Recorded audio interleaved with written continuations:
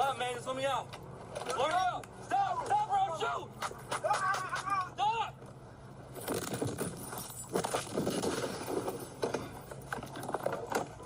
Shots fired. Shots fired. Shots fired.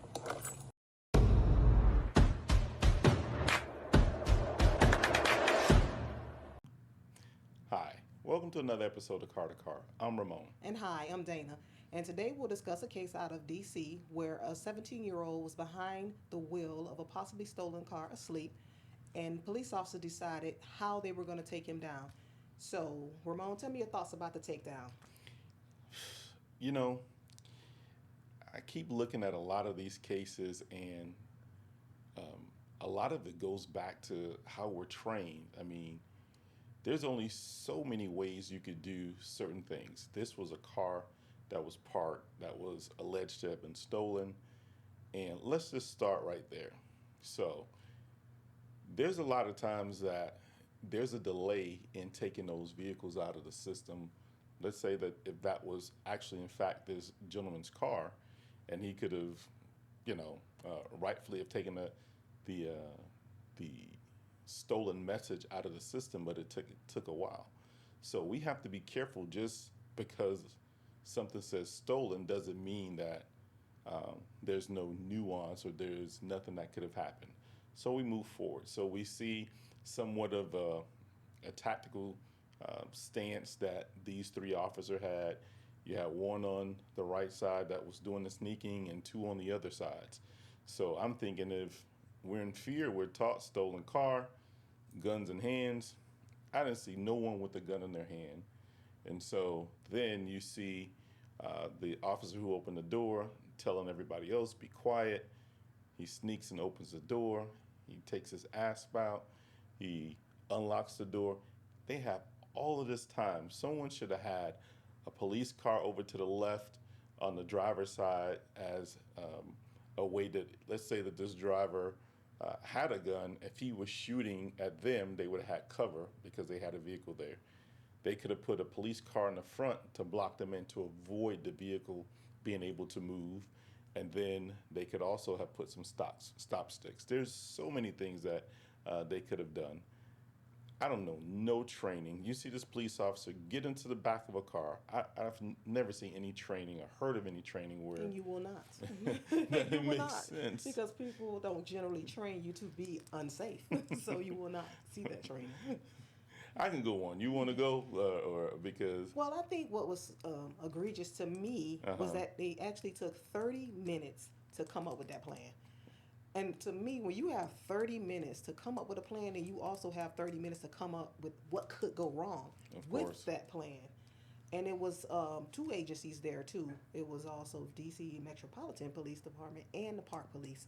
So you have a lot of different tactics to discuss, there. And I also saw a supervisor on that scene as well. So I really just don't understand how in 30 minutes you came up with being especially quiet to then startle a person, to jump into the car and then just yell, police, police, police.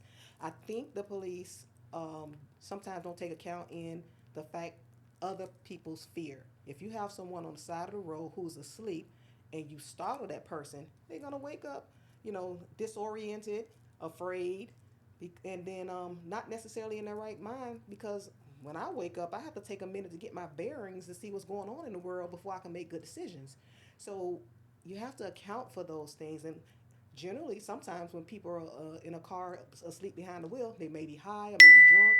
So you have to account for those things too. So in the 30 minutes, I don't think they did a good job of accounting for all those things. And the idea that both of them got in the car, the two officers that did approach got in the car, one just happened to be thrown out immediately when the guy took off, but the other one, wind up staying in the car and shooting the driver. Not to kill your flow, but someone got into that front passenger seat, a police officer? No, they both got into the back seat. They both got into the back seat, and one was thrown out immediately from the car, and then the other stayed in the back seat and then began to give verbal commands.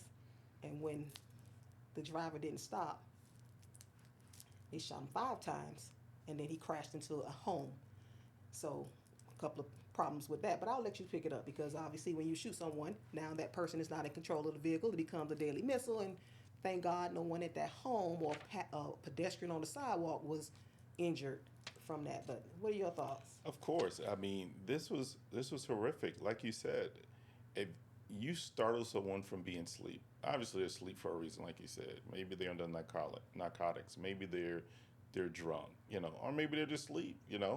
And so if you startle someone, you have to understand there's going to be a startling reaction. And I know people are going to say, oh, well, he knew it was the police. How do you know it's the police when you're waking up from a dead sleep? Someone's in your car. You're not expecting them to be in your car. And so then you get grabbed and accosted. And, you know, again, I have to say this, there's so many police impersonators. There's so many situations where you have to think defense first, because that's what I would have done. Unfortunately, if I'm asleep in a car, let's say we went and you're getting your nails done or something, and I'm sleep in a car waiting on you, and I leave the car unlocked because I don't want you to wake me up to open the door. I'm gonna be startled if I'm awakened and somebody's in the car. My defense mechanisms are gonna take off. Maybe different from driving. Maybe I'll go for a gun or whoever. You never know. So the action of the police officer was egregious. And then this car speeding away, and you're saying, let me out, stop or I'm going to shoot. And then you don't even give him the opportunity to stop. You immediately shoot. Five times. 5 times.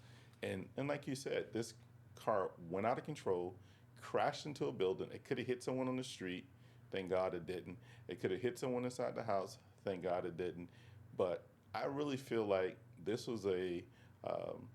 wasn't murder, but this sure appears to be, I think, rise to the level of voluntary manslaughter.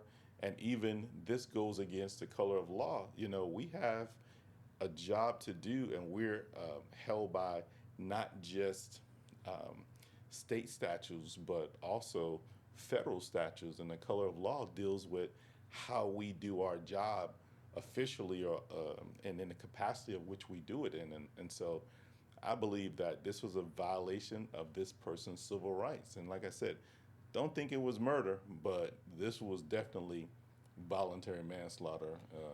I agree. I definitely believe that it was a violation of his civil rights. Unfortunately, the U.S. attorney in that area did not prosecute that, so they don't feel the same way to that. But the family is suing. But this was so egregious. It was beyond the pale. And a few things that I just would like to say, just food for thought. You mentioned stop sticks. Um, I would add when the back doors were open and they were taking care to be especially quiet.